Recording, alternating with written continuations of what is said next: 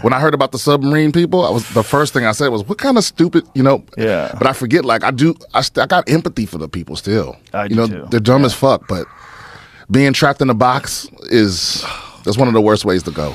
And they haven't found them yet, but they're hearing banging now. Yeah, and what does that mean? I mean, they have 30 hours, less than 30 hours now, before they run out of air. Yeah, I think they're dead. I think they're already gone. Well, if there's banging, if someone's banging. As of Tuesday afternoon, they had 40 to 41 hours. That was 24 hours ago now. Oh, Jesus Christ. As of recording. So they got like 20 hours. Yeah, like everybody that's still alive is really sleepy right now. Jesus Christ. 5 or 6 a.m. Thursday, Eastern Standard Time is when they run out of breathable air. Tomorrow morning. Oh, my God.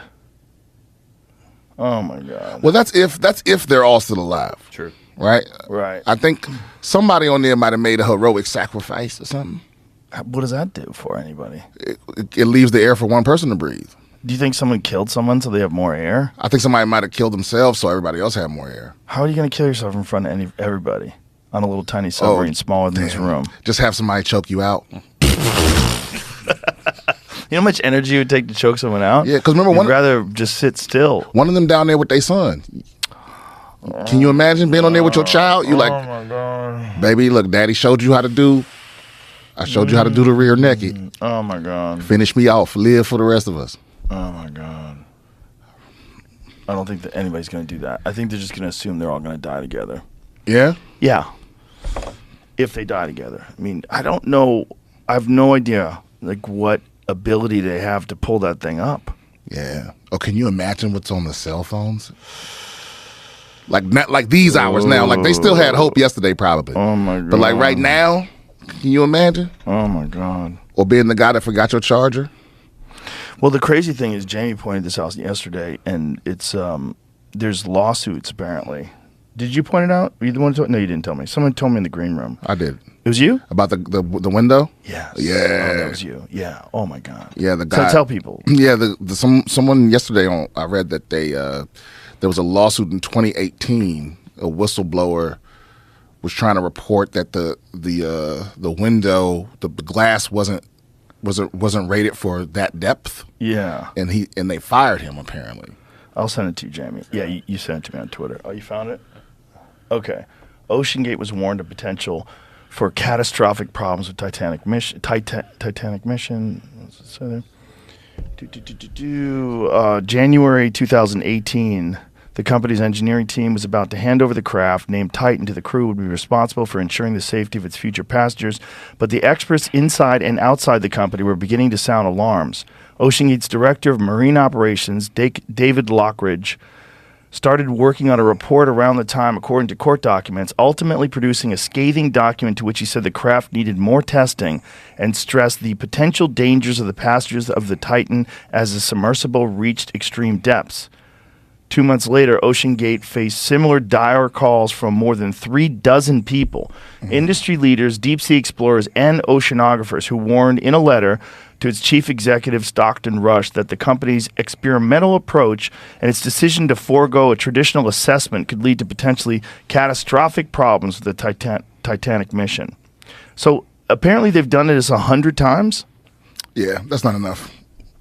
Yeah, they've done it 100 times. Imagine being number 99 and you hear about this. Yeah, I read too this morning, some reporter was on one. He was on the boat last year, and it got lost for like 5 hours, the submersible. Oh. And he didn't say anything. Oh, my God. It says Mr. Lockridge reported learning that the viewport that lets the passenger see outside the craft was only certified to work at depths of up to 1,300 meters. That is far less than would be necessary for trips to the Titanic, which is nearly 4,000 meters below the ocean surface. The paying passengers would not be aware and would not be informed of this experimental design. Lawyers for Mr. Lockridge wrote in court filings, the meeting led OceanGate to fire Mr. Lockridge. Wow. According to court documents filed by both sides, OceanGate has said in court records that he was not an engineer, that he refused to accept information for the company's engineering team, and that the acoustic monitoring of the hull strength was better than the kind of testing that Mr. Lockridge felt necessary. The company said in its lawsuit that it appeared Mr. Lockridge was trying to be fired. Mr. Lockridge responded by alleging wrongful termination. Legal battle ended in a settlement later in 2018. So it seems like it was him, but 24 other people? The separate warning 38 came from experts. received the same year from 38 experts in the submersible craft industry. All of them were members of the Manned Underwater Vehicles Committee of the Marine Technology Society, a 60-year-old industry group that promotes studies and teaches the public about ocean technology. The experts wrote in their letter to Mr. Rush that they had unanimous concern about the way the Titan was developed and about the planned missions to the Titanic wreckage. Oh, look at this shit. The letter said that OceanGate's marketing of the Titan had been at minimum misleading because it claimed that the submersible would meet or exceed the safety standards of a risk assessment company known as DNV, even though the company had no plans to have the craft formally certified by the agency. Oh, God. People are gross. Money. It's always money. It's always money. Man. It's always money. It's money and hubris. Man, it's weird because for some people, there's no such thing as enough money. Yeah. And I don't understand it. I don't understand it either. If I go the rest of my life making the money I'm making right now, I'll be great. Yeah. Yeah, I got enough money. It's like I got enough money where I don't make decisions based on that. Like, you know what Brian Callen told me once? It's a great quote. He said, once you have enough money to go to a restaurant and not worry about what food costs, he goes, everything else is bullshit. Right.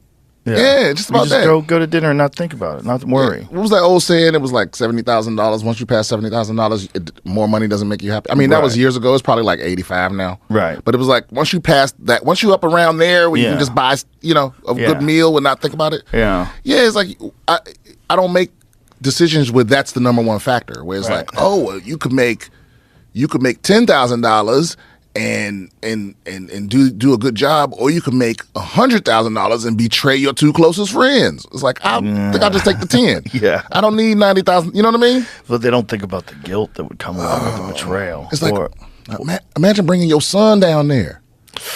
Imagine the arrogance. Oh, well, that guy. I think the guy with his son, is that the same guy that flew in Jeff Bezos' rocket ship? I'm not sure. This dude's a risk taker. I think that's the guy that owns the whole. Oh God! I think he owns the ship, not the submersible company. But dude, that is so terrifying. But didn't James Cameron do that? Yeah, James Cameron went down there before he filmed Titanic. Yeah, but I think he went solo.